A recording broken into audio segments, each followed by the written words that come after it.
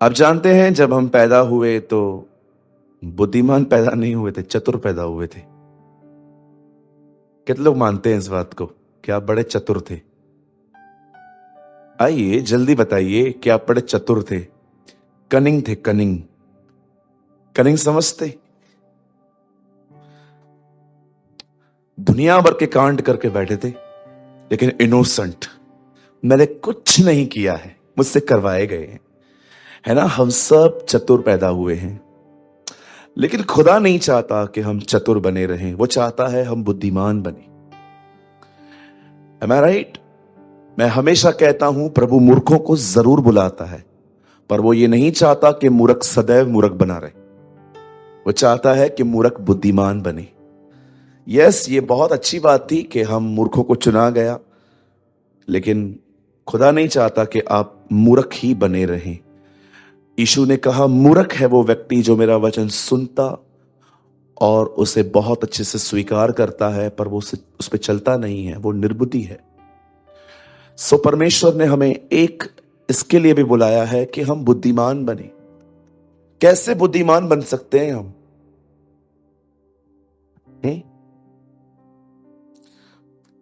मैंने 20 साल के लड़कों को देखा है बहुत मैच्योरिटी में। मैंने 40 साल के भाइयों को भी देखा है बचकानी हरकतें करते हुए।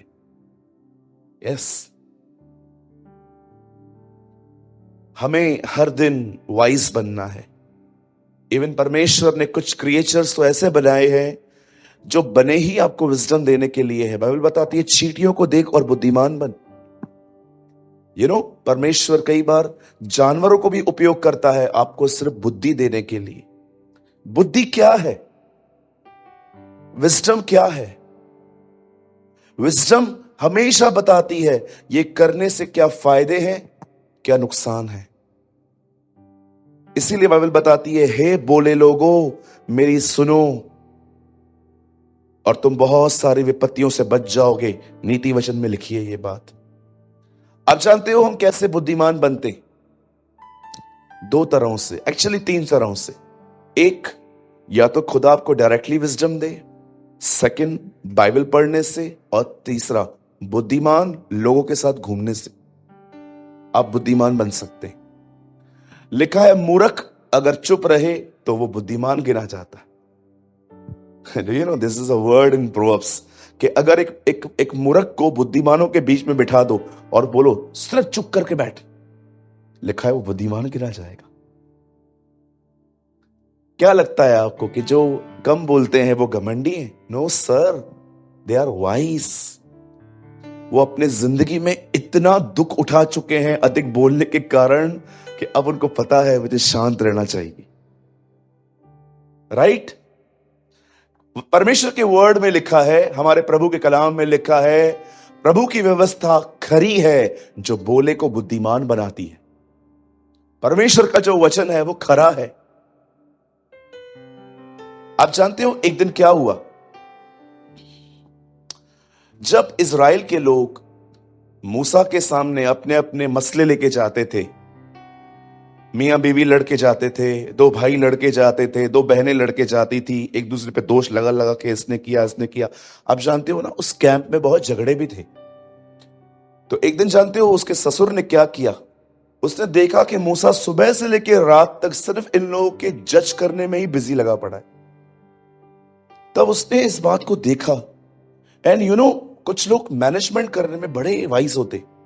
आप जिन चीजों पे मतलब दिमाग भी नहीं चल सकता ना, इसलिए मैं आपको कहना चाहता हूं, जो जिसका काम है ना उसको आप करने दो। बोलिए अपने बाजू वाले को, चौधरी मत बनो। हाँ, वो एक गांव में सरपंच होते थे, चौधरी, मैं सब कुछ करूंगा। कहिए अपने पास वाले को, सरपंच मत बनो।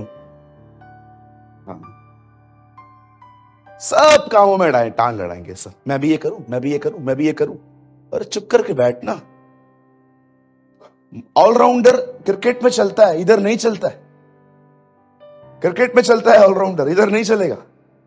आप क्रिकेट में जाओ, उधर फील्डिंग भी करो, बैटिंग भी मैं करूंगा, बॉलिंग भी मैं करूंगा, ग्रास भी तू ही काट, पिच भी तू ही बना। फिर आपने देखा होगा एक कुछ लोग है ना, ऑफिस में जब ही से आए हैं ना, सबसे ऑफिस परेशान है। क्यों? मैंने मैंने बहुत सारे लोगों को देखा है कि वो ऑफिस में उनको फेवर नहीं मिलता किसी का भी। जानते हो क्यों? क्योंकि आप हमेशा ऑलराउंडर बनने की कोशिश करते हो। सब मैं करूंगा, सब मैं करूंगा, सब मैं करूंगा। यही गलती शाऊल ने भी की थी।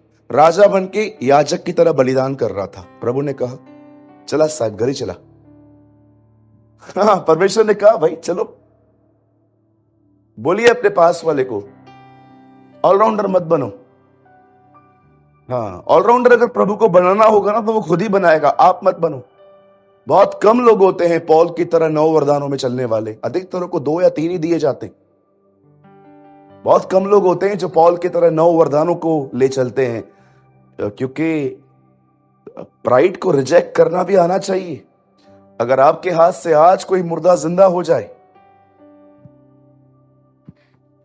ओहो, किताब लिखेंगे आप, मेरी पहली किताब, खुदा ने मेरे द्वारा मुर्दे को जिंदा किया।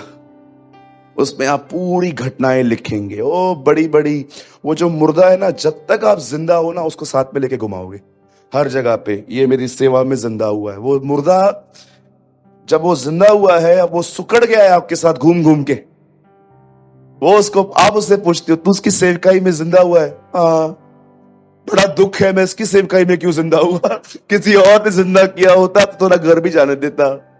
मैं बड़ा दुखी हूं उसकी सेवकाई में जिंदा हो के। हर जगह मुझे पकड़ के ले चलता है। हाँ, आजकल जो करो बस फेसबुक पे डालो, जो करो बस फेसबुक पे डालो। यही जिंदगी बची है लोगों की। खुदा क्या कह रहा है, क्या देख रहा है, हमें कोई लेन देन नहीं है। लोग देखने चाहिए हमारे पास क्या क्या है। किसी ने मुझसे कहा था, कोई भी वीडियो नहीं है आपके चर्च का जिसमें क्राउड दिखाई दे। यहां का हर जगह पे जब आप प्रचार करते हो स्टेज ही क्यों दिखती है? मैंने उनको कहा क्राउड देखना क्यों है? तुम क्यों क्राउड दिखाऊं मैं? डालते हैं हम लोग भी फोटोज, ऐसी कोई बात नहीं है। कभी कभी हमें कोई अच्छा फंक्शन होता है, हम भी डालते हैं, सेलिब्रेट करते हैं।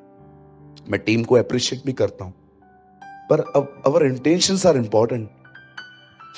जब मूसा ने देखा, खाली उसके ससुर ने देखा, सुबह से लेकर रात तक यही काम करता रहता है ये, तब उसने मूसा को बुलाया और कहा भैया क्या कर रहा है तू? तुझे समय से पहले मरना है। एक काम कर, कुछ लोगों को अलग कर, लोगों को बोल अपने मसले इनके पास ले जाएं, और इनसे सॉल्व ना हो तो ये तेरे पास। आप जानते हो, मैं बिलीव करता हूं मूसा इस व्यक्ति की वजह से ब्लेस्ड हुआ। नामान बड़े गुस्से में जा रहा था जब उसे एलीशा ने कहा यरदन पे जा, डुबकियां मार। वो कहता है क्यों, हमारे देश में इससे अच्छी रिवर्स नहीं है, मैं यहां जाऊं? वो गुस्से में अपने घर की तरफ जा रहा था। तब एक बंदा उसे आके कहता है, hello sir, listen to me, calm down. हाँ क्या हुआ? काय को भड़क रहा है? उसने क्या बोला तुझे, तू भड़क रहा है? खाली इतना ही तो कहा, जाके रिवर में जाके डुबकी मार, भड़क क्यों रहा है? प्रॉब्लम ये है तेरे उम्मीद के हिसाब से काम नहीं हुआ। तू सोच रहा था वो आए तो उसे लंच पूछे, चाय पूछे, पर ऐसा कुछ हुआ नहीं। होता है ना कभी कभी, मेरे साथ गलत चलते हैं लोग, ये सब बोलते हैं ना आजकल। 99% आपसे कोई गलत नहीं चलता, आपकी उम्मीदें आपको हर्ट करती हैं। आप उम्मीद लगा के बैठे हो, ये बच्चा, ये हम उम्मीद लगा के बैठे हैं लोग हमें ऐसे ले चले। क्या हुआ? खाना खाया, पानी पिया? हम लोग है ना ऐसे बचकाने हैं। हम चाहते हैं कि हर जगह पर, मुझे आज भी याद है, हमारी ओल्ड चर्च की बात बता रहा हूं, आरकेटी की। हम लोग कहां गए थे घूमने के लिए, ऑनेस्टली कहता हूं हमारे मन में भी कुछ नहीं था। हम एक भाई को पूछना भूल गए थे कि हम घूमने जा रहे हैं, तू भी चलेगा क्या? हम लोग निकल गए। कई हफ्ते वो दिखाई नहीं, कई हफ्ते वो दिखाई नहीं हम। फिर एक बार हमने उससे मुलाकात की, हमने कहा क्या बात है भाई, आप आते नहीं हो? तो उसने बोला मैं कलीसिया का हिस्सा हूं किधर? मैं कुछ भी नहीं हूं। मैंने कहा हुआ क्या? तब मुझे पता चला कि इसे ऐसा लगा है कि हमने इससे पूछा नहीं। मुझे एक बात बताइए, मैं स्वर्गदूत हूं? मैं मशीन हूं? मैं इतने लोगों को याद कर सकता हूं? हम इंसान नहीं है, हमसे गलती नहीं हो सकती। अच्छा, एक गलती को लेके कैरेक्टर जज करोगे? पूरा चरित्र बनाओगे हमारा वैसा? ये मूर्खताएं हैं। बोलो यीशु मसीह की। अगर आज आपको भी लगता है कि ब्रदर यस सेम ये वचन मेरे लिए है, मुझे भी अपने अंदर बहुत सारी मूर्खताएं दिखाई देती हैं, तो आज के वर्ड को सीरियसली लो।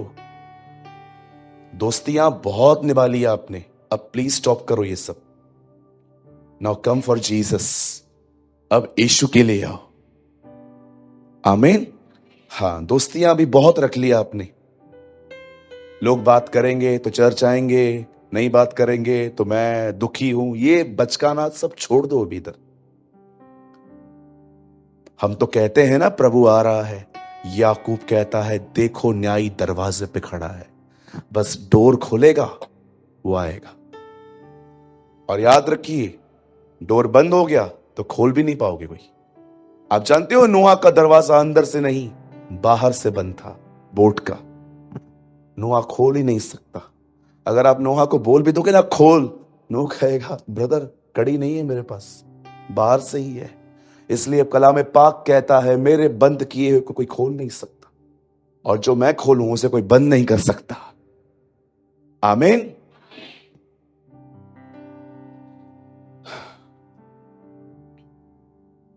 अगर आप चाहते हैं कि आप चतुर नहीं पर ईश्वरीय बुद्धि गॉडली विजडम से भरे हुए रहें, तो परमेश्वर के वर्ड को बड़े सीरियसली सुने, बड़े गंभीरता से सुने। आज का वर्ड एक अमेजिंग वर्ड है। यह आपको आशीषित करेगा। यह वचन आपके सर के बालों से लेकर नीचे नाखून तक आपको आशीषित करेगा। विश्वास कीजिए, आज कुछ आप ले जाएंगे यहां से यीशु मसीह के नाम में।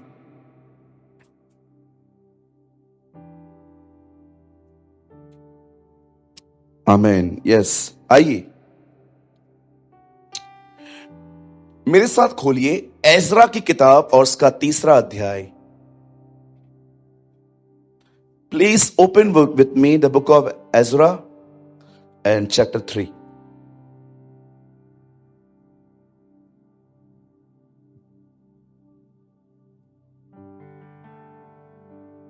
कुछ लोगों को जल्दी नहीं मिलेगा मुझे पता है कि बहुत लोग हैं जिनको ये किताब बहुत कम पढ़ते हैं लोग। मिलेगा मिलेगा, आज ही मिलेगा। ये किताब नेहमिया से पहले आती है, और अगर आप इस किताब को जानना चाहते हैं तो पेज नंबर आप 567 खोल सकते हैं इन ओल्ड टेस्टामेंट।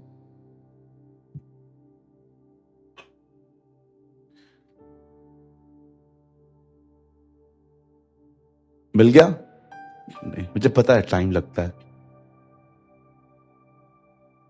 जिसको मती नहीं मिलता है उसको इजरा किधर से मिलेगा? इजरा सच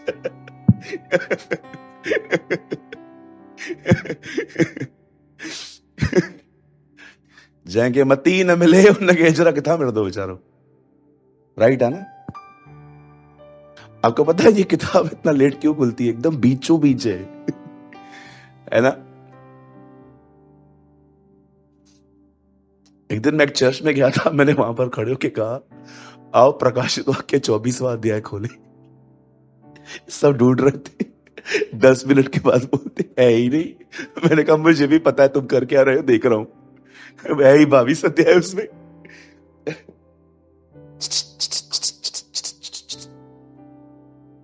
शांत हो जा बेटा। ओके ब्रदर, लगाइए 3 अध्याय उसका 10 वचन, 3 वर्स 10।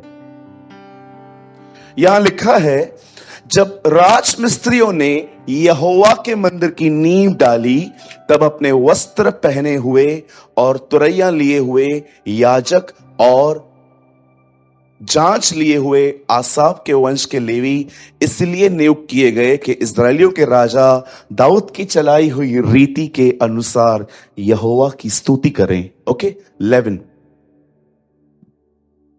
सो वे यह गाकर यहोवा की स्तुति और धन्यवाद करने लगे, वह भला है, उसकी करुणा इज़राइल पर सदैव बनी रहे। और जब वे यहोवा की स्तुति करने लगे, तब सब लोगों ने कि यह जानकर कि यहोवा के भवन की नींव अब पड़ी रही है, ऊंचे शब्द से जय जयकार किया। खुदा अपने इस कलाम को बड़ी बरकत दे, आमीन। आइए मैं चाहता हूं आप सामने देखें। मुझे पता है ये पैसेज ऑसम है। दाऊद की बात आती है ना, हमारे कलीसिया में उसे बहुत पसंद किया जाता है। हम जानते हैं कि वो भले ही बहुत सारी जगहों पे कमजोर था, लेकिन वो हमें इतना कुछ सिखा के गया है कि पूरी जिंदगी सीखते रहेंगे हम लोग। पता नहीं क्या क्या सिखा के गया है वो भजन सहायताओं में। कटोरा कटोरा उमड़ रहा है, ये करो वो करो। आपको मैं सच कहूं, मैं प्रभु से बहुत प्यार करता हूं, लेकिन यस, मुझे दाऊद भी बहुत पसंद है ना। आइए मैं चाहता हूं सामने देखिए। एक्चुअली बहुत अमेजिंग वर्ड है। हम यहां पर देख रहे हैं कि मंदिर की नींव डाली जा रही है। कुछ किसी को याद आया? ये वही दिन है जब यही मंदिर फिर से बन रहा है। We are living in the same days. हम उन्हीं दिनों में जी रहे हैं। सोचो क्या जनरेशन हुआ, उसका हैकल बन रहा है और आप जिंदा हो। बड़े ध्यान से सुनिए। बाइबल बताती है उसके आने से पहले उसका मंदिर बनेगा। इतिहास गवाह है, इस मंदिर को तोड़ा गया है बहुत बार। हर बार जब यरूशलेम पर कब्जे हुए, आप इन दिनों में बहुत सारी खबरें सुनते होंगे कि कैसे इजराइल पे अटैक्स हो रहे हैं फिलिस्तीनियों के द्वारा और वहां के अलग अलग कंट्रीज के द्वारा। लेकिन आप जानते हो, एक अमेजिंग बात यह हुई है, इजराइल के लोग हमेशा अपने देश में लड़ाइयों को देख के यहां वहां भागे हैं।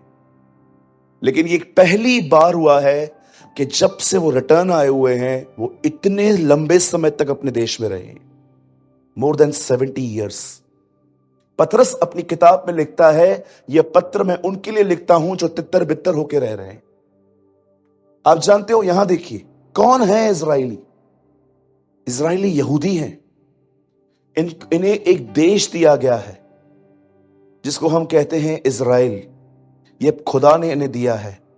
और आप जानते होंगे सभी के जब इस छोटे से टुकड़े के पीछे पता नहीं कितने देश लगे हुए हैं कि ये हमें चाहिए। लेकिन हर बार जो भी लोग इस देश से लड़ते आए हैं, उन्हें हमेशा मार खानी पड़ी है। बहुत छोटी सी कंट्री है, लेकिन डिफेंस सिस्टम इतना अमेजिंग है। आप सभी जानते होंगे कि आइंस्टाइन एक यहूदी थे। हैरी पॉटर जो पिक्चर है उसमें जो लड़का है वो यहूदी है। मोबाइल की पहली कंपनी मोटोरोला इजराइल से थी। और आज भी आप देखिए तो अमेजिंग कहते हैं, सबसे अच्छे साइंटिस्ट वहीं से आते हैं। और इतना अमेजिंग डिफेंस सिस्टम है कि अगर कोई भी इन पे अटैक कर दे तो रॉकेट्स जो है वो हवा में ही खत्म हो जाते हैं, कभी कभी तो इन तक पहुंचते ही नहीं है। एक छोटी सी कंट्री है, लेकिन क्यों इतनी सामर्थ्य है? क्योंकि परमेश्वर आज भी अपनी वाचाएं उनके साथ पालता है। एक व्यक्ति ने कहा, तुम इजराइल से मत लड़ो, क्योंकि जो इजराइल से लड़ेगा वो यहोवा से लड़ेगा। और कौन है जो उससे लड़ पाए? कौन है? यीशु ने कहा, बच्चों की रोटी कुत्तों को नहीं देते। इवन उसने अपने इन शब्दों में, सिंबॉलिकल लैंग्वेज में कहा कि सबसे पहले मैं इस परिवार के लिए आया हूं, इजराइल के लिए। इवन जब वो गॉस्पेल बताने के लिए चेलों को बोलता है जाओ, तो उन्हें कहता है सामरी के किसी नगर में मत जाना, इजराइल की खोई हुई भेड़ों को ढूंढना। आप जानते हो, याद रखिए, भले ही खुदा ने उन्हें छोड़ दिया है, पर वो त्यागे हुए नहीं है। वो उसकी पहली पत्नी है, कलाम पाक कहता है, उसकी पहली दुल्हन वही है। परमेश्वर ने उन्हें छोड़ा है, परमेश्वर ने उन लोगों को त्यागा नहीं है। और अगर आप मुझसे पूछोगे, भैया हमारे उठाए जाने के बाद जो ये 7 साल का जो कलेश है ये क्या है, तो मैं आपको कहना चाहता हूं, एक्चुअली ये 7 साल इन्हें लेके आने का सिस्टम है। जब ये लोग जब देखेंगे कि कलीसिया उठा ली गई है, तब इनकी आंखें खुलेंगी और तभी ये आने वाले दिनों में कहेंगे, धन्य है वह जो प्रभु के नाम से आता है। याद है यीशु ने क्या कहा था? जब तक तुम ये न कहोगे धन्य है वह जो प्रभु के नाम से आता है, तुम मुझे फिर कभी न देखोगे। और वो समय आएगा जब वो वापस आएगा, जब वो कहेंगे। लेकिन एक चीज, जब प्रभु अपनी कलीसियाओं को उठा ले जाएगा और उसके बाद 7 साल के बाद दोबारा आएगा, तब वो कहां आएगा?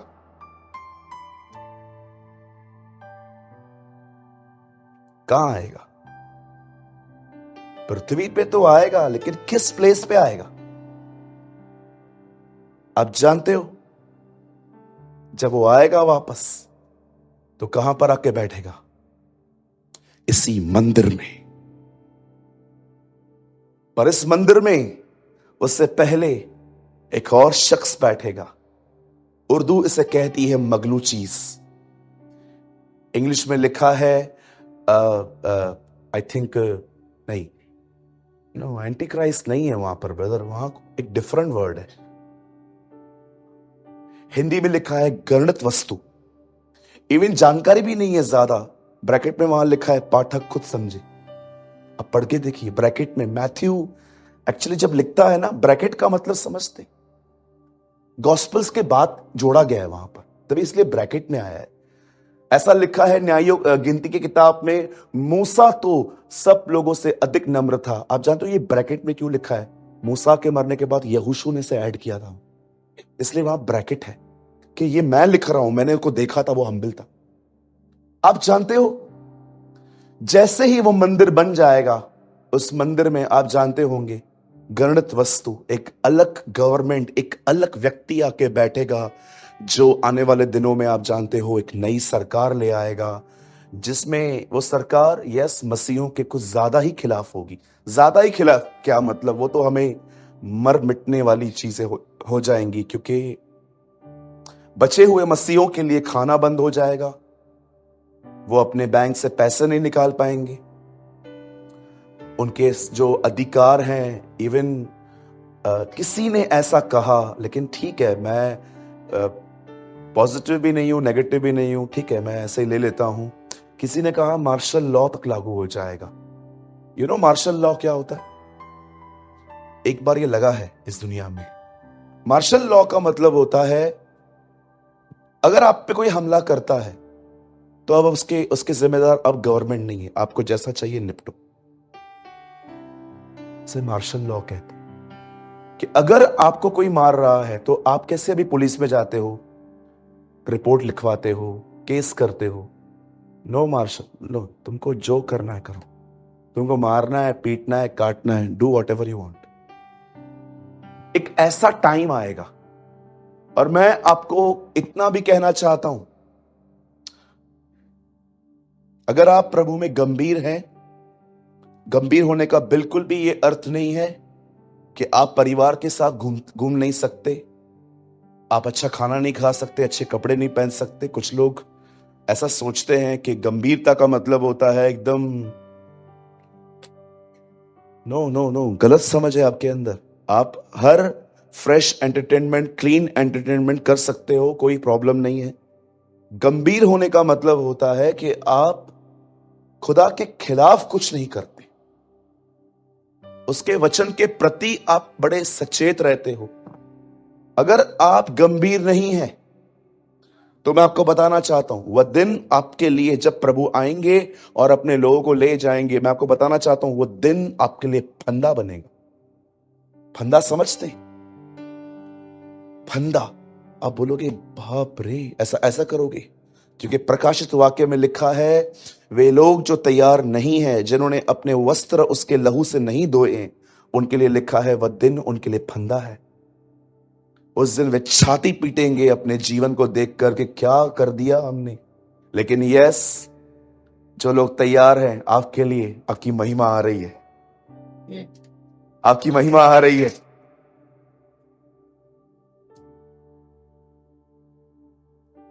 मैंने रिसेंटली एक छोटा सा ऐसे ही पेन ड्राइंग बनाया पेन से।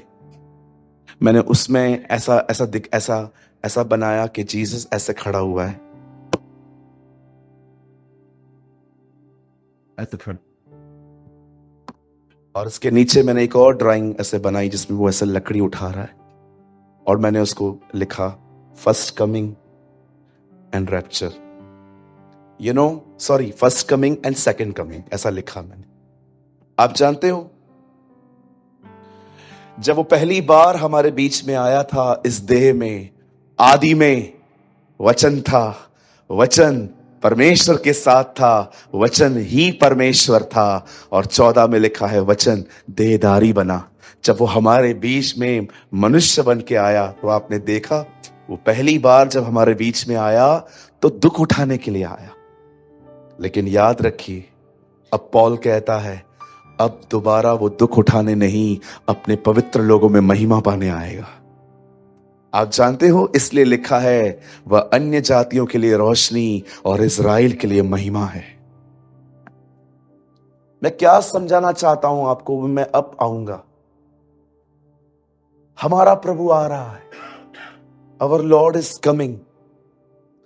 आप महीनों की बात करते हो, मेरा विश्वास है हमारे पास दिन भी नहीं है।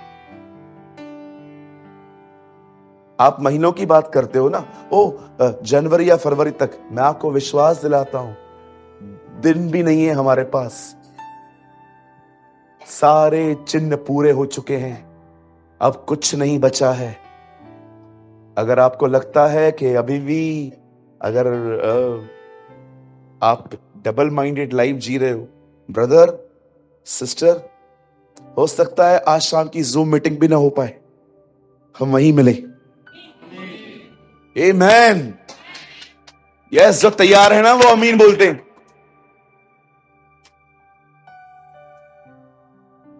ये नकल आए। कुछ लोग ऐसा बोलते होंगे शाम को, ऐसे मत बात कर। जानते हो क्यों? क्योंकि सालों की प्लानिंग करके रखी है तुमने।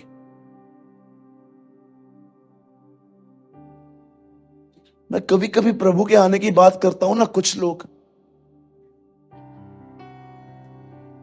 मुझे दिसंबर में एंगेजमेंट था, जैसे जनवरी में चे।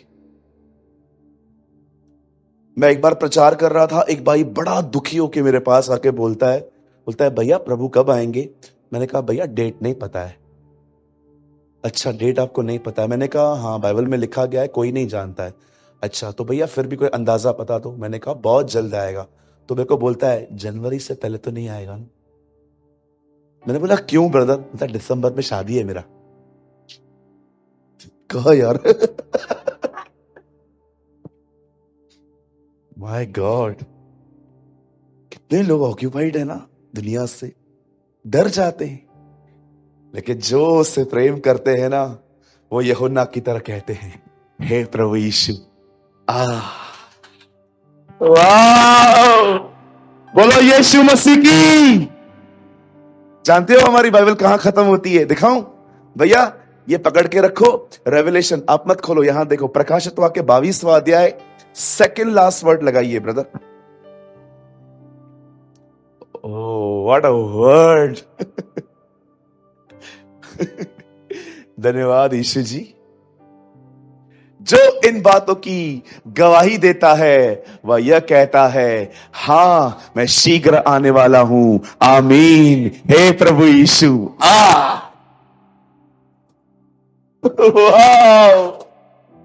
वेट, जानते हो ऊपर की लाइन खुदा कह रहा है, नीचे की लाइन यूहन्ना कह रहा।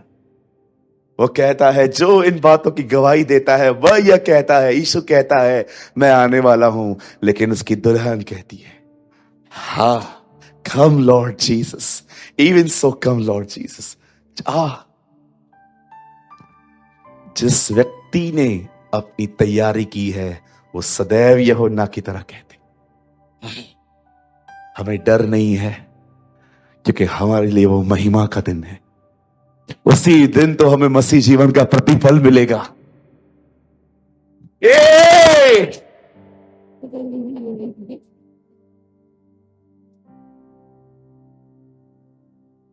चलिए अब थोड़ी तैयारी की बात कर लेते। यहां पर बताया गया है इज़राइल के लोग जब गुलामी में चले गए थे। आप में से कितनों के बात जानते हैं, इतिहास बताता है गुलामी से निकल के वापस गुलामी में चले गए थे। पता है कैसे? वचन कहता है मूसा उन्हें मिस्र से निकाल ले आया और उसने उनको कनान में रखा यहोशू के द्वारा, ठीक है। लेकिन फिर क्या हुआ आप जानते होंगे ना, इनके बीच में बहुत सारा मिक्सचर हो गया था। बहुत अलग अलग लोगों से इन्होंने शादियां कर ली थी अन्य जातियों में।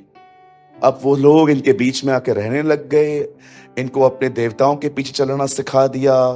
इवन बहुत सारे लोगों ने अन्य जातियों में शादियां करके अपनी बर्बादी के कारण बने और इज़राइल करप्ट हो गया। आप जानते हो यरूशलेम के चारों ओर दीवारें हैं, क्यों? परमेश्वर बताना चाह रहा था सिंबॉलिकल लैंग्वेज में कि मैंने इनको अलग किया है, मैं नहीं चाहता हूं बाहर की कोई चीज इनके अंदर आए। मार्टिन लूथर ने कहा मैंने संसार में बहुत सी कलीसियाएं देखी, पर जब मैं अंदर गया तो मैंने हर कलीसिया में संसार देखा। This is a returning of Martin Luther. You know the Bible says जब परमेश्वर उन्हें निकाल के ले आया तो उसने कनान में उनको रहने के लिए दिया। लेकिन हुआ क्या, इन लोगों ने अन्य जातियों से शादियां की, ये लोग बाल देवता को मारने लग गए, रिफान को मारने लग गए, अशेरा को मारने लग गए, मेल फीमेल हर एक को इन्होंने खुदा बना दिया था। आपको पता है उन्हीं दिनों में खुदा ने उन्हें वापस बेबीलोन बेच दिया। बेबीलोन इराक कहा जाता है, वहां का राजा नबूकदनेस्सर उनको वापस ले गया। लेकिन एक अच्छा किंग आया उन दिनों में, उस किंग ने इन लोगों से कहा तो लोग जाओ, भले जाओ अपने अपने लैंड्स में जाओ। अब ये लोग वापस आए हैं, अब मंदिर तो है नहीं, इबादत कहां करेंगे? कैसे हम लोग हर रविवार यहां पर मिलते हैं खुदा के हैकल में, अब इनके पास हैकल तो है ही नहीं, मंदिर तो है ही नहीं। अब मंदिर की तैयारी चालू हुई है और आपको पता है इस मंदिर को तैयार करते समय, भैया 10 में आइए, अब देखिए ये क्या हो रहा है। दिस इज अमेजिंग, इतना अद्भुत है ये। जब राज मिस्त्रियों ने, मिस्त्रियां समझते कारीगर लोग, जब राज मिस्त्रियों ने यहोवा के मंदिर की नींव डाली तब वस्त्र पहने हुए, तुरैया लिए हुए, अभी देखिए बिलीव कीजिए ये एक बॉक्स है, ये नींव है। आप जानते हो ना नींव क्या होती है? फाउंडेशन, एक खड्डा खोदा जाता है और उसमें कुछ मटेरियल डाला जाता है ताकि सुपर स्ट्रक्चर। आप कभी भी किसी जगह पे क्रैक देखो ना तो आप समझ जाना प्रॉब्लम सुपर स्ट्रक्चर में नहीं है, फाउंडेशन में है। नींव अच्छी नहीं है इसलिए बिल्डिंग हिल रही है। आपने हमारी पुरानी बिल्डिंग देखी थी, पुरानी चर्च देखी थी? आप अगर उस पर चढ़ते ना, आपको चढ़ते चढ़ते लगता है ये गिर न जाए। हमारी जो पुरानी जगह थी ना वो बड़ी कमजोर थी, इतने बड़े बड़े क्रैक्स होते थे। और हमारे कलीसिया में एक बात बहुत अच्छी थी, नल को छोड़ हर जगह से पानी आता था। नलके में नहीं आता था लेकिन हर जगहों पे। लेकिन भाइयों का धन्यवाद हो, वो बेचारे, हमने इतने साल उस चर्च में पानी बाहर से भरा था और हम लोगों के लिए रखते थे क्योंकि पानी आता ही नहीं था, हमारा कनेक्शन ही नहीं था वहां पर। आप जानते हो यहां पर लिखा है कि अपने वस्त्र पहने हुए, तुरैया लिए हुए याजक, अब देखो नींव डाली जा रही है और याजक वहां पर खड़े हुए हैं, आसाफ के वंश के लेवी, इसलिए नियुक्त किए गए कि इज़राइल के राजा दाऊद की चलाई हुई रीति। आप जानते हो दाऊद की चलाई हुई रीति का मतलब क्या है? कहिए, दाऊद आराधक था। आपको पता है जब दाऊद आराधना करता था प्रभु के मंदिर में खड़े होके, तो कितने लोग उसके पीछे गाते थे? आपको पता है बाइबल में उनकी गिनती है, खबर तो घना क्वायर ब्यारिंद हो। लिखा है तब गाने बजाने वाले और गवैये 187 गिने गए।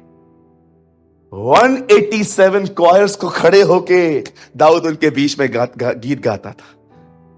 मैं हर समय यहोवा को धन्य कहता रहूं, क्योंकि भला वो है, उसकी करुणा मेरे लिए है। मैं हर समय यहोवा को धन्य कहता रहूं। ठीक है, दाऊद ऐसे बीच में खड़े होकर और वो पीछे पीछे गाते थे। दाऊद ने आराधना को इतना महत्व दिया था इज़राइल के अंदर। और मैं आपको पता है, मैं अजीब लग रहा है मुझे ये बात बताते हुए, आप लोगों ने रीड किया, जीसस रहा नासरत में, पैदा बैतलहम में हुआ। आज के दिन दाऊद के नगर में तुम्हारे लिए एक राजा पैदा हुआ है। यीशु, तू दाऊद के नगर में क्यों पैदा हुआ? मेरे कवि वर्शिप पसंद है। इवन आपने देखा उसको जैसे पैदा हुआ, उससे पहले जब मजूसी उससे मिलने के लिए आए, जब ज्योतिषी उससे मिलने के लिए आए, तो उन्होंने, जानते हो हेरोदेस को क्या कहा? यहूदियों का राजा कहां है? क्यों? हम उसकी आराधना करने आए। कुछ नहीं मांगा उन्होंने उससे। यीशु छोटा था, वहां पर बड़ा था, उन्होंने कुछ नहीं मांगा। हम जाते तो हम कहते एक काम कर देना, iPhone 14 आया, दिला दे। है ना? और सुनना, प्रो मैक्स दिलाना, छोटा वाला मेरे पास है ऑलरेडी। या कोई भाई वहां जाता तो हम उसको बोलते, सुनना यीशु रो रहा है, सुनना। मैं, अरे रो मत, सुनना, बड़े लंबे से आया हूं। सुन तो सही। हाँ हाँ, आवाज दिया, बोल बोल बोल बोल। मैंने ना एक माला बनाया, दूसरा माला बनने की परमिशन नहीं दे रही है गवर्नमेंट। कुछ डाल दे उनके मन में, तू कर सकता है, तू कर सकता है, तू सब कुछ कर सकता है। यूसुफ ने कहा था ना उसको, बाहर जाके मेरी सिफारिश करना, तूने उसके मन से निकाल दिया था ना, उसके मन में डाल। हम लोग उधर ही बड़े बड़े रेवलेशन मिल जाते हैं हमें, लेकिन उन्होंने कुछ नहीं मांगा। लिखा है बहुत सारी चीजें उन्होंने वहां पर रखी, वे दंडवत करने लग गए। आपको पता है मैं इन भाइयों को इतना पसंद क्यों करता हूं?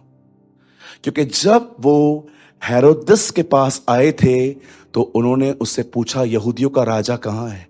तब हेरोदेस ने एक फतवा जारी किया और कहा, 2 साल के बच्चों को मारो। क्यों? क्योंकि उन्हें पता चला तारा 2 साल पहले देखा गया था। आप बिलीव कर सकते हो, एक व्यक्ति से मिलने के लिए वो 2 साल ट्रेवल करके आए थे। घर के पास में चर्च होती है, लोग नहीं आते। 11 बजे चर्च चालू होने वाली है, 11:30 घर से निकलते। मैंने अपने चर्च के अंदर ये बात देखी है, समटाइम्स लोकल लोग लेट आते हैं, दूर के लोग जल्दी आते हैं।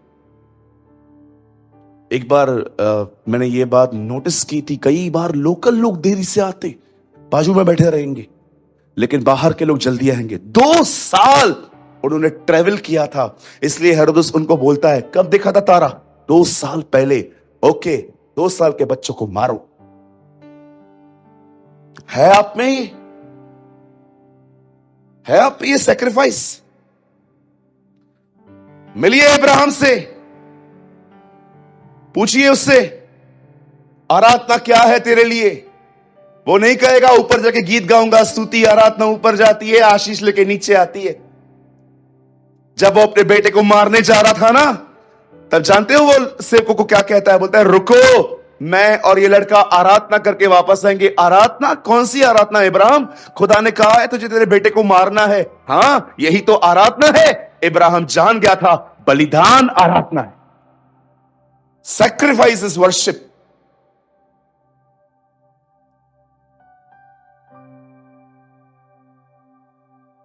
छह दिन यूट्यूब पे टीवी, 6 दिन यूट्यूब पे मूवीज देखेंगे, 7वें दिन यहां पर आके कहेंगे, प्रभु मेरे जीवन का मकसद तू है। झूठे लोग, लायर्स। कौन कहता है मूवीज नहीं देखते? सब देखते हैं आजकल। पहले बड़े थिएटर में जाते थे, अभी यूट्यूब पे जाते। और रविवार के दिन, मेरे जीवन का मकसद तू है प्रभु, सोना भी तेरा, चांदी भी तेरी, जीवन भी तेरा। ये वर्शिप है। कहिए अपने पास वाले से, वर्शिप एक बलिदान है। अब सुनिए यहां क्या हुआ। जब राजमिस्त्रियों ने यहोवा के मंदिर की नींव डाली, तब अपने वस्त्र पहने हुए और तुरैया लिए हुए याजक, जांच लिए हुए आसाप के वंश के लेवी इसलिए नियुक्त किए गए कि इज़राइल के राजा चलाए हुई रीति के अनुसार यहोवा की स्तुति करें। 11 वचन ब्रदर, मुझे यह एक्सप्लेन करना है आपको। सो वे यह गाकर यहोवा की स्तुति और धन्यवाद करने लगे कि वह और उसकी करुणा इज़राइल पे सदैव बनी रहे। अब देखिए अंत में उन्होंने क्या किया, यहां देखिए, ऊंचे शब्द से जय जयकार किया। मैं आपको यह वचन क्यों समझाना चाहता हूं, उसका एक वजह है। यहां देखिए, आपको यह बहुत नॉर्मल लगता है ना कि बस नींव डाली जा रही है और ये लोग घेर के खड़े हुए हैं, जय जयकार जय जयकार जय जयकार। ऐसा नहीं है। आपको पता है ये क्या है, ये क्यों जय जयकार कर रहे हैं? अब आइए यहां देखिए, जब आप प्रभु में आते हो तब परमेश्वर आप में फेथ डालता है, विश्वास। पौल कहता है जो मन से विश्वास करे और मुंह से अंगीकार करे वो उद्धार पाएगा। आप जानते हो सबसे पहले फेथ कहां आता है? हृदय में, वो दिल में आता है। जब परमेश्वर, और याद रखिए आप फेथ पैदा नहीं कर सकते हो, वो परमेश्वर की ओर से दिया गया एक दान है। कोई ये नहीं कह सकता मैंने विश्वास किया, नो सर, उसने दिया आपको। जानते हो आपने सिर्फ क्या किया है, आपका क्या भाग है, आपने अटेंशन दिया, दैट्स इट, और कुछ भी नहीं। इफिसियों में पौल कहता है विश्वास के द्वारा अनुग्रह से तुम बचे हो।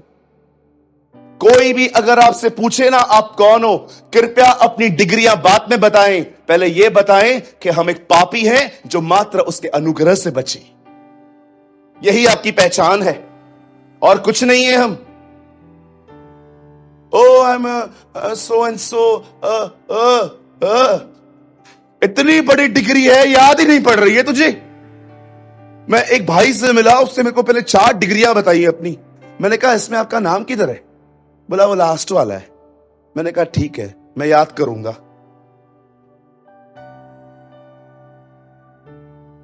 आप कौन है? एक पापी जो सिर्फ उसकी दया से बचा, सिर्फ उसकी दया से। अरे उसका रहम हुआ आप पर। मैं 402 में रहता हूं, 401 वाला विश्वासी नहीं है, मैं हूं।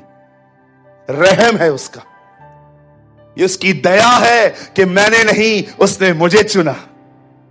कितने लोग इस चीज के लिए प्रभु की आराधना करते हैं, लॉर्ड थैंक यू, आपने मुझे चुना है।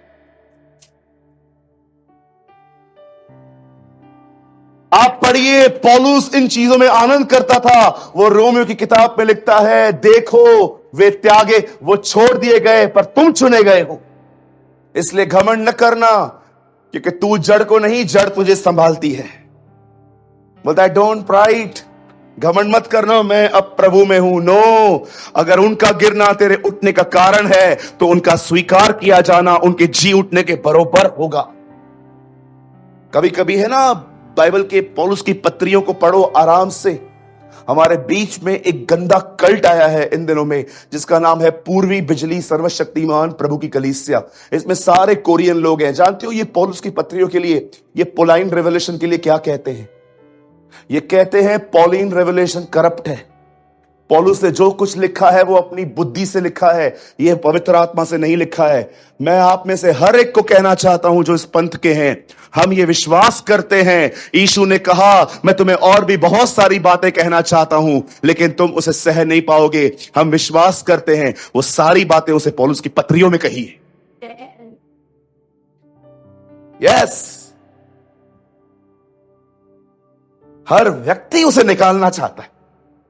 हर व्यक्ति, यहूदी निकालना चाहते हैं यीशु को, हर व्यक्ति उसको निकालना चाहता है। बस ये निकलेगा, चीजें साफ हो जाएंगी।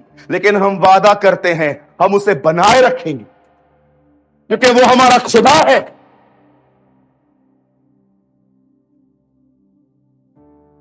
We are not like a Jehovah Witnesses. हम यहोवा के साक्षी नहीं है, क्योंकि यीशु ने कहा तुम मेरे गवाह ठहरोगे। यस, और हम खुदा को नीचे भी नहीं कर रहे हैं। हमारा ईमान बड़ा सरल और सादा है। हम ये विश्वास करते हैं वो एक ही शख्सियत है, 3 भागों में बांटी हुई है। वो परमेश्वर जिसको बहुत लोग क्रोधित समझते हैं, वो यहोवा है। उसी परमेश्वर के लिए यीशु कहता है कि उसने हमसे ऐसा प्रेम किया कि उसने हमारे लिए अपने पुत्र को दे दिया। कौन कहता है पुराने नियम का खुदा बड़ा हार्ड है, नए नियम में जीसस सॉफ्ट है? ये गलत तरीका है पढ़ने का। परमेश्वर मलाकी की किताब अंतिम अध्याय में कहता है, मैं प्रभु कभी बदलता नहीं। I the Lord never change. वो पहले भी दयालु था, वो आज भी दयालु है।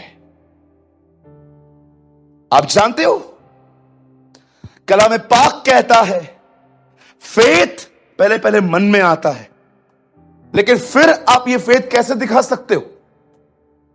बोल के। ब्रदर चलिए लगा देते हैं। यहां देखिए रोमन्स 10 वर्स 9, यहां देखिए। मैं आपको बताना चाहता हूं ये वर्ड क्यों लिखा गया है, क्यों उन्होंने जय जयकार किया है। बड़ा खतरनाक और डीप और भयंकर वचन है ये, अमेजिंग वर्ड है। रोमन्स 10, यदि तू मुंह से यीशु को प्रभु जानकर अंगीकार करे और मन से विश्वास करे कि परमेश्वर ने उसे मरे हुओं से जिलाया है, तो तू निश्चय उद्धार पाएगा। कभी कभी लोग मरने से पहले प्रभु को स्वीकार कर लेते हैं। कुछ लोगों को लगता है कि इनका क्या होगा, तुम बॉस मत बनो, हो सकता है वो तुम्हें वहीं मिले। यस, वो चोर भी मिल सकता है मैं वहां। परमेश्वर को बांधो मत, और कभी गिव अप भी मत करो अपने परिवार के लिए। बहुत लोग पतरस की तरह उसे जवानी में स्वीकार कर लेते हैं, मेरी तरह जवानी में स्वीकार कर लेते हैं, आपकी तरह। पर कुछ लोग मरते मरते भी इसे स्वीकार कर लेते हैं। पौलुस कहता है वो जीवित और मरे हुए दोनों का खुदा है। आप जानते हो यहां क्या लिखा है? पौल कहता है विश्वास मन में आता है, अपने मन से विश्वास करे और अंगीकार करे। पहली बार फेथ हमेशा हृदय में होता है। ये जो आप बार बार समझाते हो ना, ठीक हो जाएगा, ठीक हो जाएगा, ठीक हो जाएगा, ठीक हो जाएगा, ये फेथ नहीं है, ये इंटेलेक्चुअल है। सब ठीक थी दो, ठीक थी दो, ठीक थी दो। नहीं, ऐसे नहीं चलता है। फेथ हार्ट में है और वो मुंह पे लाना चाहिए। लेकिन मैं इन दोनों फेथ के बारे में बात नहीं करना चाहता। मैं आपको इसलिए कहना चाहता हूं ताकि आप इस हायर फेथ को समझ पाओ। आज भैया वापस आओ, यहां देखिए। फेथ पहले हार्ट में आता है, सेकंड वो अपने मुंह से अंगीकार किया जाता है। और जानते हो ये एक अमेजिंग फेथ है। कई लोग बोलते हैं मतलब फेथ तो एक ही ना, ये क्या है? धार्मिकता विश्वास के द्वारा और विश्वास के लिए प्रकट हुई है। फेथ टू फेथ, अनुग्रह पे अनुग्रह, महिमा से महिमा। पढ़ाया आपने? धार्मिकता विश्वास के द्वारा और विश्वास के लिए प्रकट हुई है। हम भले ही एक राई के दाने के फेथ में उत्पन्न हुए हैं, लेकिन खुदा चाहता है कि आपका फेथ हर दिन बढ़ता जाए। इसीलिए आपने देखा वो कुछ लोगों को कहता था, हे अल्पविश्वासी। इंग्लिश में लिखा है ओ लिटिल फेथ। अल्पविश्वासी, बड़ा छोटा सा विश्वास लेके आते हैं। इनका पता है इनका प्रॉब्लम क्या है? ये यीशु को अपनी तरह ही उतना ही ताकतवर समझते, जितना मैं कर सकता हूं उतना यीशु कर सकता है। Limited God.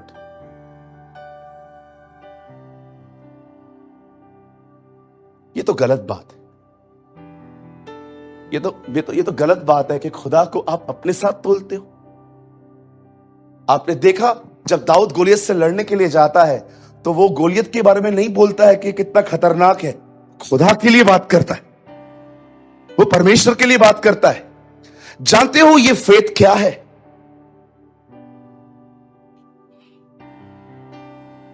ओ, आपके पैरों से जमीन खिसक जाएगी जब आपने ये जान लिया। आप जानते हो मंदिर नहीं बना है, नींव डाली गई है खाली। वो जय जयकार कर रहे हैं। मैं वहां होता ना तो मैं नहीं करता, क्योंकि मैं बहुत अल्पविश्वासी व्यक्ति हूं। मैं तब धन्यवाद करता जब मैं पूरे मंदिर को बनाते हुए देखता। ओ मंदिर बन गया, जय जयकार। हम ऐसे ही है, सब कुछ हो जाने के बाद कहते हैं लॉर्ड थैंक यू, पर यहां लिखा गया है मंदिर बना भी नहीं है, मात्र नींव डाली गई है, और खड़े होकर कहते हैं जय जयकार जय जयकार। जानते हो ये जय जयकार क्यों कर रहे हैं? क्योंकि वो जानते हैं जो उसने शुरू किया है वही उसे पूरा कर। That is fact. जब वो वहां खड़े हैं, आपको पता है, पता नहीं क्यों मैं इसको इमोशनल हो जाता हूं उसको पढ़ते पढ़ते। पता है उन दिनों में कुछ लोग रो रहे थे क्योंकि उन्होंने सुलेमान के मंदिर को बारे में सुना था। वो देख रहे थे ना, जब नींव अंदर जा रही है, वो रो रहे थे कि कैसे हमारे बाप दादा। आपको पता है यिर्मयाह की किताब में परमेश्वर यिर्मयाह को कहता है अपने कजिन ब्रदर से एक जमीन मोल ले, और ये भी याद रख ये जगह फूकने वाली है, मतलब आग लगने वाली है। तब यिर्मयाह कहता है अगर आग लगने वाली है तो मुझे जगह लेने के लिए क्यों कह रहा है? प्रभु से कहता है अपने चचेरे भाई से जगह ले ले। आपको पता है यिर्मयाह एक खेत मोल लेता है, और जब वो खेत मोल लेता है, आपको पता है इसका अर्थ क्या है? आप मुझे बताइए, अगर आपको पता चले कि ये बिल्डिंग डिमोलिशन होने वाली है, खत्म होने वाली है, आप उसको ले लोगे? लेकिन खुदा ने यिर्मयाह को पता है क्या कहा? इस नगर में एक खेत है, वो तेरे चचेरे भाई का है, उसे ले खरीद, और ये भी याद रख ये नगर फूकने वाला है सब। क्यों? खुदा कहता है सुन, तेरा ये खेत एक चिन्ह है, एक वाचा है मेरी, कि भले ही मैं तुम्हें भेज रहा हूं लेकिन मैं वापस तुम्हें इसी जमीन पे ले आऊंगा। दानियल जब वहां चला गया था ना, उसे 3 बार हर बार दुआएं की थी, खुदा हमें ले चल महिमा में, खुदा हमें यरूशलेम ले चल। आपको पता है दानियल दिन में 3 बार क्या प्रार्थना करता था? हमें यरूशलेम वापस ले चल। ये घर हमारा नहीं है, हमारा घर वहां है, हमारी वाचाएं वहां है, हमें घर ले चल। जानते हो जब वो वहां पर आए, वापस आते ही उन्होंने मंदिर की रचना शुरू की, और अब तक वो मंदिर बना भी नहीं था, सिर्फ नींव रखी गई थी। वो वहां पर जय जयकार कर रहे थे। जानते हो क्यों? आपको पता है वो लोग रो रहे थे वहां पर कुछ लोग, लेकिन एक अमेजिंग बात लिखी गई है वहां, जय जयकार की आवाज रोने की आवाज से अधिक सुनाई थी। प्रेस इतनी ज्यादा थी, आपको शायद लगेगा कि मैं बता 3 अध्याय खोलिए, 13वां वचन, आप मत खोलिए, यहां देखिए 13। एक काम करो ना, बता 12 लगा दो। वे जय जयकार किया, देखिए वहां पर क्या लिखा है, परंतु बहुत से याजक और लेवी और पूर्वजों के घरानों के मुख्य पुरुष अर्थात वे बूढ़े जिन्होंने पहला भवन देखा था, जब इस भवन की नींव उनकी आंखों के सामने पड़ी तब फूट फूट कर रोने लगे, और बहुत से आनंद के मारे ऊंचे से, आपको पता है आधी पब्लिक रो रही थी कि मंदिर फिर से बन रहा है, ऊंचे शब्द से जय जयकार कर रहे थे। अब 13 में देखो क्या लिखा है, दिस इज अमेजिंग, ये अद्भुत है। 13 वचन जल्दी, इसलिए लोग आनंद के जय जयकार का शब्द लोगों के रोने के शब्द से अलग पहचान न सके, क्योंकि लोग ऊंचे शब्द से जय जयकार कर रहे थे और वह शब्द दूर तक सुनाई देता था। आधी पब्लिक रो रही है, आधी पब्लिक परमेश्वर की स्तुति कर रही है। रोने की आवाज दब गई, मात्र जय जयकार सुनाई दी। आप जानते हो जब वो परमेश्वर के मंदिर को बना रहे थे और जब वो नींव डाली जा रही थी, वो जय जयकार कर रहे थे। मेरे भाइयों, मेरी बहनों, मैं आपसे पूछना चाहता हूं, क्या आपके अंदर ऐसा फेथ है कि जो प्रतिज्ञाएं परमेश्वर ने आपको कही है वो अब तक पूरी नहीं हुई है, लेकिन फिर भी आप धन्यवाद करते हो, आप उसकी स्तुति करते हो? और जानते हो आप क्यों स्तुति करते हो? क्योंकि आपकी स्तुति उसे यह कहती है कि जो तूने शुरू किया है तू उसे पूरा करेगा।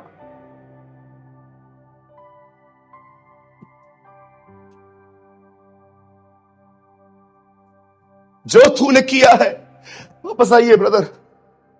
मैं सोच रहा था प्रभु हम लोग तो ऐसे नहीं है, हम लोग का काम हो जाए उसके बाद भी हार्डली तेरे को हम धन्यवाद बोलते हैं। ये लोग वो लोग हैं जिन्होंने अब तक देखा भी नहीं है मंदिर बनते हुए, सिर्फ नींव डाली जा रही है और लिखा है जय जयकार कर रहे थे। जानते हो फेथ में सबसे अमेजिंग बात क्या होती है? वो सब कुछ देखकर बड़ाई नहीं करता, वो ऐसे ही बड़ाई करता रहता है क्योंकि वो जानता है जो खुदा ने कहा है वो उसे पूरा करता है।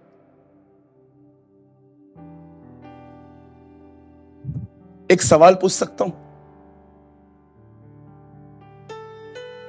बताइए, जब यूसुफ के भाइयों ने यूसुफ को खड्डे में फेंका तो कौन सा भाई था जिसने कहा मार के क्या फायदा, सेल कर दो उसे? गलत। आपको पता है जिस भाई के मन में ख्याल आया इसे मारो मत, मार के क्या फायदा। आप जानते होंगे यूसुफ सबसे छोटा और प्रिय था, यह बात उन्हें हजम नहीं होती थी, डाइजेस्ट नहीं होती थी। और एक दिन जब वो आ रहा था, सबने कहा अपॉर्चुनिटी है, खत्म करो इसको, हम लोग डैड को बोल देंगे कोई वाइल्ड एनिमल सिखा गया। ओके, यूसुफ को उन्होंने खड्डे में फेंका, सबको लगा निकलेगा कैसे। उसका एक भाई है वहां पर, उस भाई को ख्याल आया और जानते हो उससे खड़े होकर क्या कहा? मार के क्या फायदा, सेल कर दो। और मैं आपको बताना चाहता हूं उस भाई का नाम है यहूदा। यहूदा को ट्रांसलेट करो, इंग्लिश में आया है प्रेस।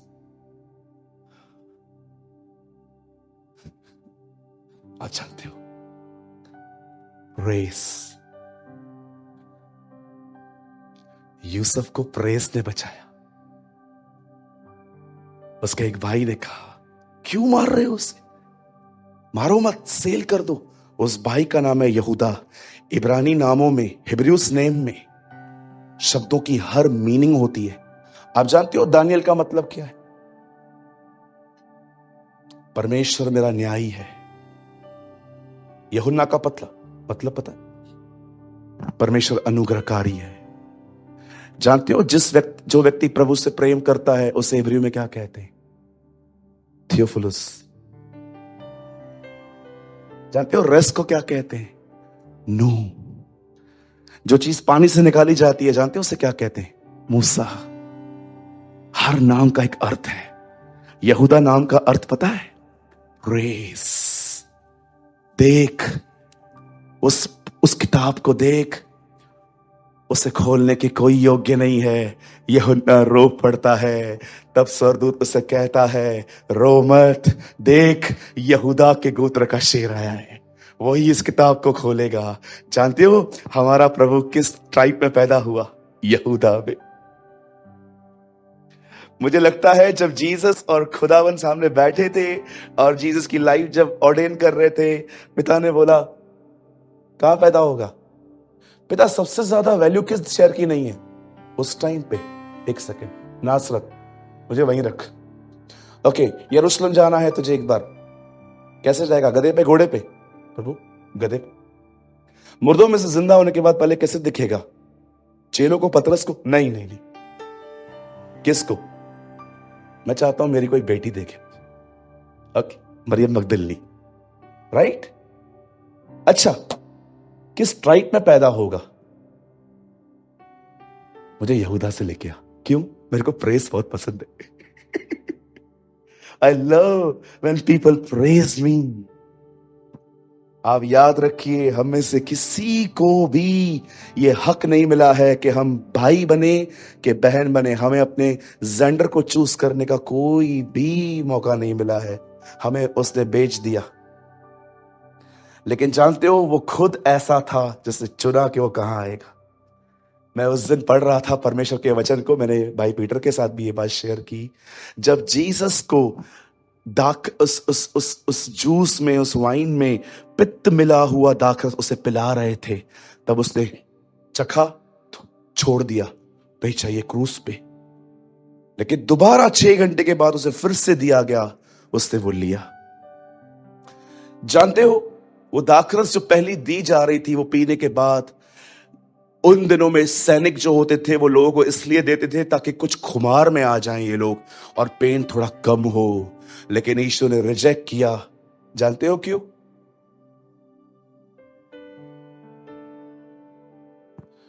वो फील करना चाहता था आप कहां से गुजरते हो। वो फील करना चाहता था कि आप किस पेन से गुजरते हो। कोई शॉर्टकट यूज नहीं किया उसने। इसीलिए बाइबल बताती है तुम्हारा एक ऐसा महायाजक है जिसे हर तरह की पीड़ा सही है। वो स्वर्गों से होकर गुजरा है, इसलिए आओ उस अनुग्रह के सिंहासन के समीप चले। क्यों? क्योंकि वो तुम्हें पहचानता है। हमारा खुदा वो नहीं है जो ऊपर तख्त पे बैठा है और डिमांडिंग करता रहता है, ये करो ये करो ये करो ये करो ये करो, नहीं करोगे तो मर जाओगे, ये नो, वो हमारे लिए उतरा, उसने हमारे साथ जिंदगी जी है। अरे कौन गधे पे बैठेगा मुझे बताओ? अगर यीशु घोड़े पे बैठता और आप गधे पे बैठते तो आप कहते तुझे क्या पता, तुझे कुछ थोड़ी ना पता है, तू तो घोड़ों पे बैठता है। वो आपको कहेगा मेरे बेटे मेरी बेटी तुझे घोड़ों पे बिठाया है मैंने, मैं गधों पे बैठा हूं। इसीलिए पौल कहता है उसके गरीब हो जाने से हम धनी हुए। आज मैं आपसे पूछना चाहता हूं, क्या आप इस तरह का फेथ रखते हैं? फेथ सिर्फ ये नहीं होता ब्रदर कि सब ठीक हो जाएगा, फेथ प्रेस करता है। कितने लोग हैं मुझे बताइए, आप जब देखते हो चीजें बिगड़ रही हैं उसके बाद भी आप परमेश्वर की बड़ाई करते हो। हे प्रभु तू महान है, तू अनुग्रहकारी है, तू दयालु है, तुझे गुस्सा आने में हजारों साल लग जाते हैं, तू अति पवित्र है, तू जीवन की रोटी है, तू जीवन का जल है, तू ही मार्ग सत्य और जीवन है, तू सच्ची दाखलता है, तू जीवन और पुनरुत्थान है, तू था, तू है, तू आने वाला है, तू सच्ची दाखलता है, तू पहला और आखिर है, तू प्रथम और अंतिम है, तू इज़राइल का शेर है। ओ खुदा तू योद्धा है। मैं विश्वास करता हूं खुदा मेरे फेथ पे अटैक हो रहा है, लेकिन आज मैं संदेश देता हूं शैतान को, सुन ले शैतान, तू मुझे जितना परेशान करेगा मैं और प्रेस करके दिखाऊंगा, क्योंकि मुझे पता है, मैं जानता हूं जो खुदा ने शुरू किया है वो सब पूरा करेगा।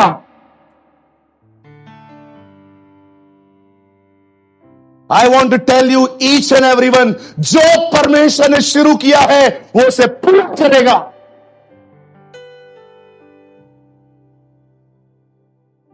परमेश्वर ने जो प्रॉमिसेस आपके अंदर डाले हैं ना, तेरा बाप बचेगा, तेरी मां बचेगी, तेरे भाई बचेंगे।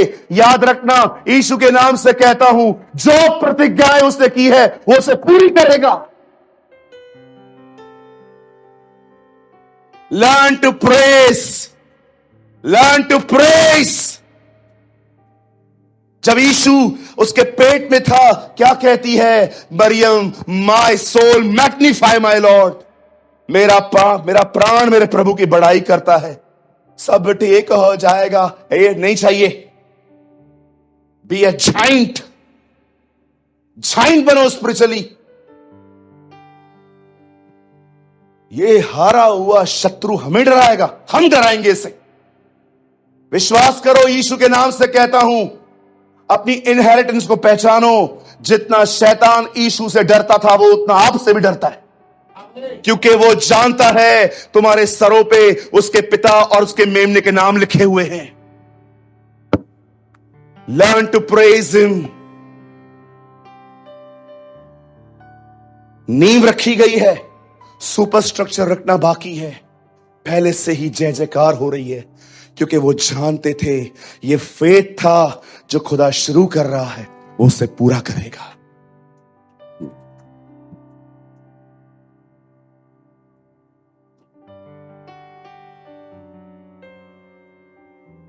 सब ठीक हो जाने के बाद उसकी बड़ाई न करें। पौलुस और सिलास जेल में थे, आधी रात को उसकी आराधना कर रहे थे। स्वर्गदूत नहीं, मैं विश्वास करता हूं खुदा खुद आया, रिहा हो गए वो।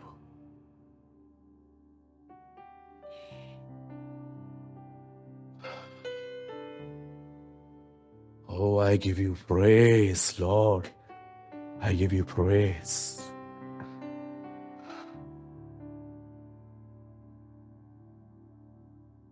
कोई तो है जिसे खुदा कह रहा है, सुन, ये मैं हूं, जो मैंने शुरू किया है मैं उसे पूरा करूंगा।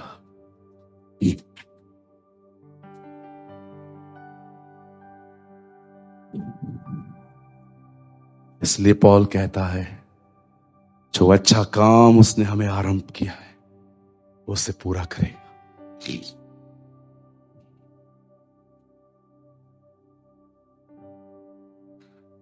Learn to praise. बस मैं ये 10 से नीचे तक प्लेनली पढ़ करके मैं आप लोग को खड़ा करना चाहता हूं। भैया 10 से लगाइए। आप एक काम कीजिए ब्रदर,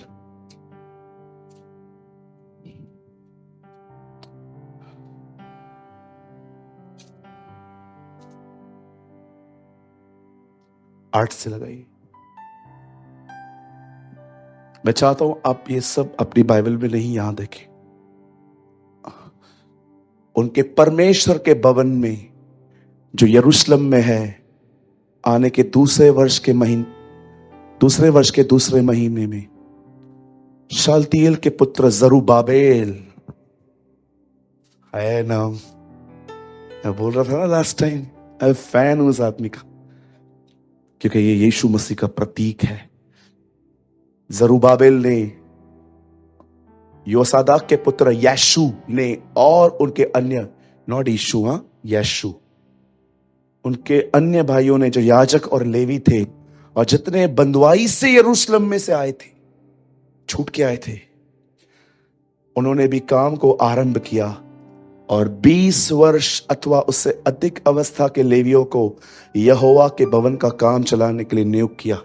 भवन को बनाने की तैयारियां हो रही हैं, क्योंकि वो जानते थे परमेश्वर ने कहा था जब जब भवन बनेगा तब तक मैं विजिट करूंगा। तो यीशु और उसके बेटे और भाई और कदमीएल और उसके बेटे जो यहूदा की संतान थे और हैनादाद की संतान और उनके बेटे परमेश्वर के भवन में कारीगरों का काम चलाने के लिए खड़े हुए। अब सुनिए, तब राजमिस्त्रियों ने यहोवा के मंदिर की नींव डाली। तब अपने वस्त्र पहने हुए और तुरैया लिए हुए याजक और झांझ लिए हुए आसाफ के वंश के लेवी, झांझ इसीलिए नियुक्त किए गए कि इज़राइल के राजा दाऊद की चलाई हुई रीति के अनुसार यहोवा की स्तुति करें। आगे देखो, मंदिर बन रहा है, आराधना करने वाले इकट्ठे हो रहे हैं वहां पर। सो वे ये गाकर यहोवा की स्तुति और धन्यवाद करने लगे, वह भला है और उसकी करुणा इज़राइल पे सदैव बनी रहे। वह भला है, उसकी करुणा उसकी कलीसियाओं पे सदा बनी रहेगी। और जब वे यहोवा की स्तुति करने लगे, तब सब लोगों ने यह जानकर कि यहोवा के भवन की नींव अब पड़ रही है, ऊंचे शब्द से जय जयकार किया। आगे, परंतु बहुत से याजक और लेवी और पूर्वजों के घरानों के मुख्य पुरुष, अर्थात वे बूढ़े जिन्होंने पहला भवन देखा था, जब वे इस भवन की नींव उनकी आंखों के सामने पड़ी, तब वे फूट फूट कर रोने लगे और बहुत से आनंद के मारे ऊंचे शब्द से जय जयकार कर रहे थे। 13, इसलिए लोग आनंद के जय जयकार का शब्द लोगों के रोने के शब्द से अलग पहचान न सके, क्योंकि लोग ऊंचे शब्द से जय जयकार कर रहे थे और वो शब्द दूर तक सुनाई देता रहा।